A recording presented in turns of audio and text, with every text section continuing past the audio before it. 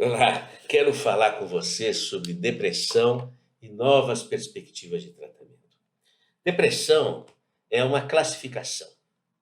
O diagnóstico é como aquilo funciona na pessoa. Tristeza, perda de energia, insônia, mente que não para, agitada, culpas, autorreferência no sentido de autocrítica. Muitas vezes se manifesta também clinicamente como as dores crônicas, que são vamos dizer assim, uma manifestação psicossomática da depressão, ou muitos problemas clínicos, como hipertensões, transtornos digestivos, problemas broncoasmáticos, problemas autoimunes, reumáticos, que, na verdade, podem, vamos dizer assim, guardar ali aquilo que é uma depressão que se manifesta do ponto de vista orgânico. Um exemplo clássico disso também são as fibromialgias, as dores crônicas em geral, depressão. Muitos cânceres aparecem depois de uma tristeza, Parkinson. Enfim, a depressão tem um forte vínculo com o organismo. O organismo é muito sensível ao quadro depressivo e o cérebro, ele reage do ponto de vista vascular nos quadros depressivos, portanto a depressão deve ser tratada. Eu não estou falando nem aqui daquilo que representa o átimo do problema depressivo, quando vem o suicídio, ou a tentativa de suicídio, grande chaga da humanidade. Então, quais são as novas perspectivas? É lógico que o medicamento ele ajuda e é importante, mas é importante nós encontrarmos também soluções que possam empoderar a pessoa. O alívio do remédio, mas o que vai chamar a força da pessoa? Força de sua resiliência, da sua capacidade de enfrentamento de um peso, vamos dizer assim, trazido pela angústia depressiva. Muitas vezes num pêndulo de ansiedade, depressão, de fobias, de desarticulação do raciocínio, de perda de concentração, enfim, um numerário de sintomas que se manifestam em cada um de uma forma peculiar, mas é muito prevalente na humanidade. Quais são as perspectivas de novos tratamentos? Lógico, as medicações modernas, mas hoje se fala muito da integração de sistemas. O que é isso?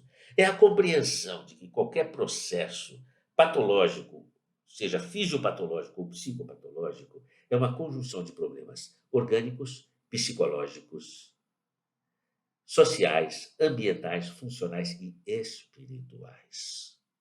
E quando nós ampliamos a visão diagnóstica para esses outros domínios que a Organização Mundial de Saúde já qualifica como domínios da saúde, da figura humana, da pessoa humana. Então, nós ampliamos o diagnóstico para o terreno psíquico, para o terreno espiritual, abrindo campos para o investimento terapêutico nessas áreas também. Então, o quanto que no processo depressivo há componentes espirituais e como fazer um diagnóstico.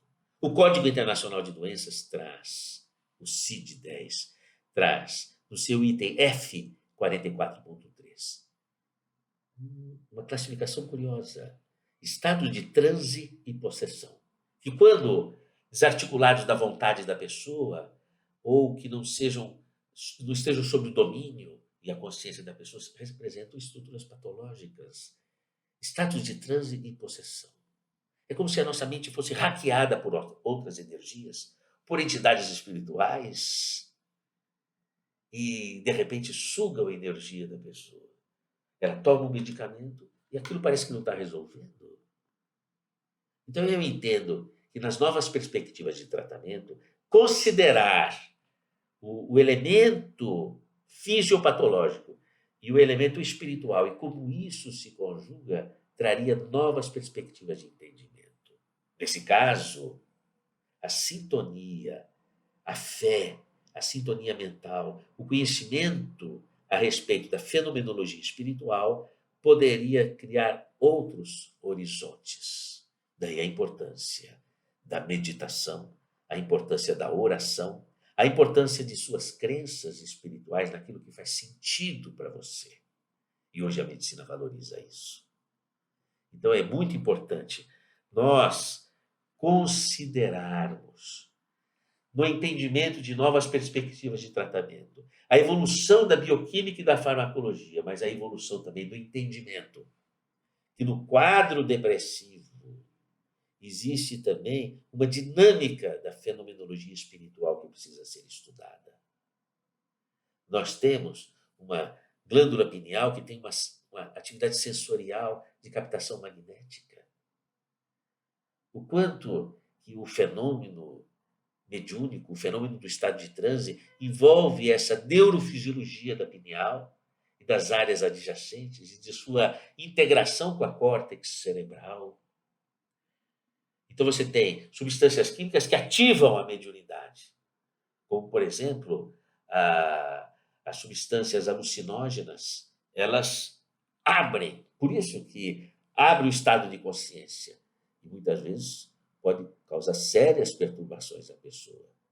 Mas você também tem as medicações que voltam a ancorar, a fazer aquilo que se chama de ground, e a pessoa volta a si. Então, existe uma biologia da mediunidade que abre espaço de entendimento para as questões da relação entre a mente e o cérebro, entre o corpo e o espírito. E aí nós passamos a entender as novas perspectivas daquilo que representam os sintomas depressivos.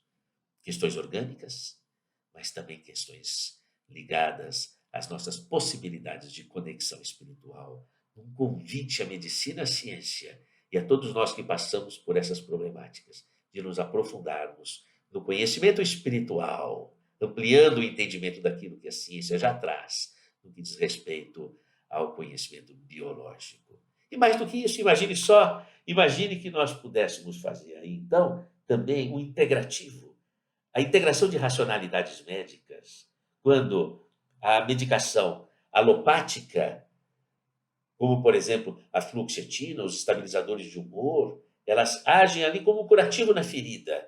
E a medicação homeopática, ela funciona como uma vacina que evoca forças próprias da pessoa. Como conjugar esses tratamentos e novas esperanças? Assim também a medicina tradicional chinesa, a movimentar a vitalidade da pessoa. Porque não é só você tratar a doença, mas é chamar a vitalidade da pessoa. Então, essas racionalidades médicas, elas trazem essas novas perspectivas. Chamaria a atenção de você para o programa, a Política Nacional de Práticas Integrativas e Complementares. Pega na internet, PNPIC. É o sistema de saúde, no terreno da promoção de saúde, já trazendo essas novas racionalidades, complementando a ação médica, trazendo grandes esperanças para o atendimento de nossa população sofrida, como está, né? Ricos e pobres, sofrendo de questões mentais, questões espirituais, que são hoje a chaga moderna da humanidade, não é? Mas esperanças aí desses modelos integrativos de conhecimentos da biologia, da psicologia e da fenomenologia espiritual. Lá, vamos ficar atentos. Uma luz no seu coração e esperança.